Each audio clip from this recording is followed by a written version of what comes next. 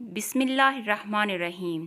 रसूलुल्लाह सल्लल्लाहु अलैहि वसल्लम ने फरमाया, अगर मेरी माँ ज़िंदा होती, मैं नमाज में अल्लाह के हजूर खड़ा होता, माँ आवाज़ देती और मैं नमाज छोड़कर माँ के पास चला जाता और दुनिया वालों को बताता कि माँ की अज़मत क्या होती है।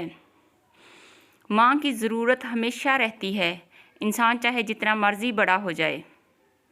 माँ बाप के लिए खूब दुआएं किया करें, क्योंकि ये ना होंगे तो कोई नहीं पूछेगा कि तुम कैसे हो। वो लम्हे कभी ख़त्म ना हों जिन लम्हों में हमारे वालिदैन मुस्कुराते हैं। आमीन। दुनिया घूम लो सारी चाहे, पर माँ बाप जैसा प्यार करने वाला कोई नहीं मिलेगा।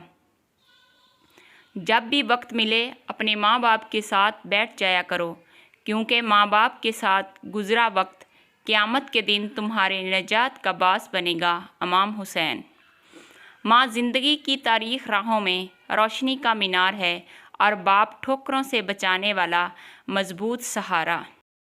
इंसान अगर कामयाब ज़िंदगी चाहता है तो वालिदैन की इज़्ज़त करे। माँ बाप की बातें कड़वी ज़रूर होती हैं, मगर याद रखें, नीम के पत्ते कड़वे ही सही मगर खून साफ़ करते हैं। माँ छिपकली से डरने वाली एक नाजुक लड़की जब माँ बनती है तो औलाद की खातिर दुनिया के मगरमच्छों से भी लड़ जाती है।